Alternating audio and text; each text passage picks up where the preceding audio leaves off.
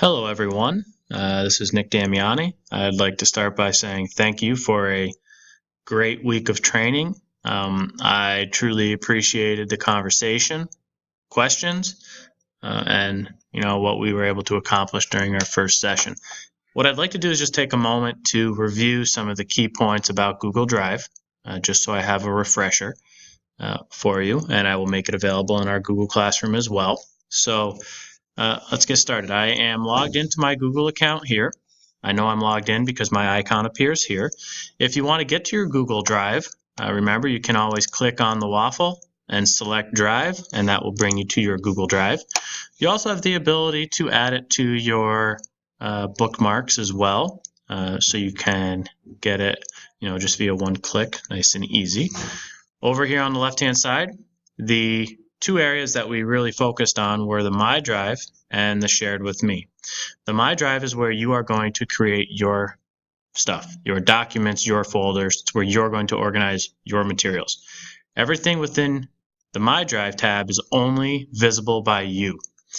If you give permission for somebody else to see it by sharing, then that ends up in their Shared with Me section.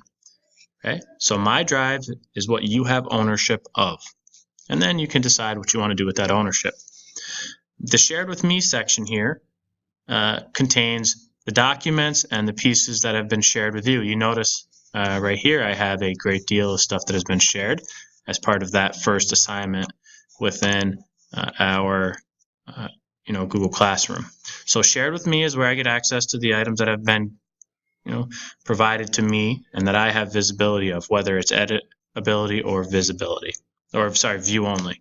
Back to My Drive now. Remember, you can change your view to list view or grid view. So here's your list view, and that'll go down in a vertical list. And then you have the grid view option. It's the one I tend to prefer. If you'd like to adjust any of your settings, your gearbox here is your settings. And you would click settings, and then you'd have the ability to adjust items in here. So one thing I did check off was the quick access. I do have the offline sync happening with my Google Drive. That's something that will give you the ability to edit a file even if you are offline. And I have the box here that says to convert my uploads into Google Docs format, which means sheets and that type of stuff as well, and slides. So that means when I upload something, I want it to convert so I can continue working on it. So I have that selected as well. Next piece, just to review how to create a new item within your drive. You have three ways of doing it. You can select new, select from your options here. You can select on the pull down arrow in My Drive. You get the same options, and then there's even plus more there. You can right click like I just did and have access to those new files and folders as well, plus the ability to upload files and folders.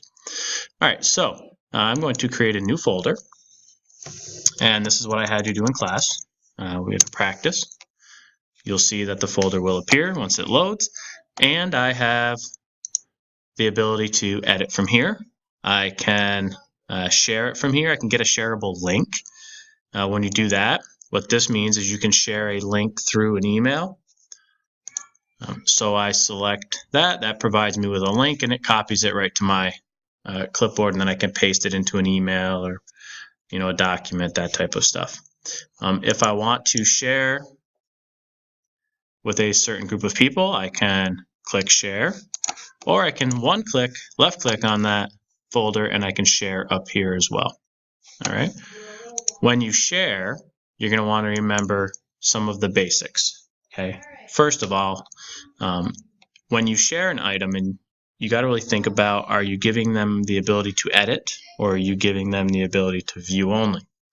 You notice here, access to the link up here, that's that shareable link, defaults to view only. You can change that. You can change that to where anybody in the Peru Central School District can edit or can view. Then you get some more options there as well, which I've showed you, in our session. You can type in the person's name that you want to share it with, and it will autofill. Once you select them, You then decide, do I want them to be able to organize, add, and edit the information within that folder, or do I just simply want them to be able to view? So if you're putting documents in a folder for parents to access, right? Maybe you have a parent folder with homework assignments that they can go to and look at for kids. It's one possible tool. You're going to want that to be view only, which would give you the eyeball. If you're working on items at a grade level and you want everybody to be able to add and organize and provide materials, then you leave it with the edit ability. When you do that and you share it, you'll notice that the folder ends up with a little icon, so I know that it is shared.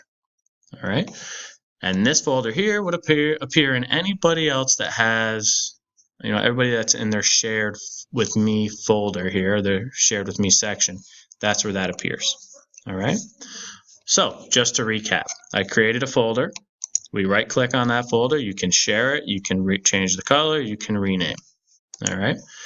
Biggest thing to remember is your permissions, your privileges, so to speak.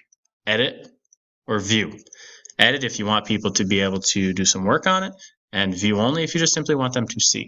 All right. We'll talk about other levels of sharing when we get into Google Docs, slides and sheets, and those specific pieces. But this is how your Drive works. And I'll take this opportunity as well just to point you in this direction here. This G Suite training option that has been pushed out to all teacher accounts is a great help desk option. You can type in a question and you get little videos on how to accomplish the task. The video I sent out in an email today was about uploading a file. Like if you want to take a file from your documents in. It was a right click, upload the file. You can then go to your documents. You find your file that you wish to upload, and you hit open, and it's going to upload that into your Drive. And that's how you take something off your computer or your My Documents and get it into your Google Drive. If you want to remove it, you can select the remove option. Okay, I hope everybody has a fantastic weekend. Thanks again for the week. And if you have any questions, please post them in our classroom. Goodbye.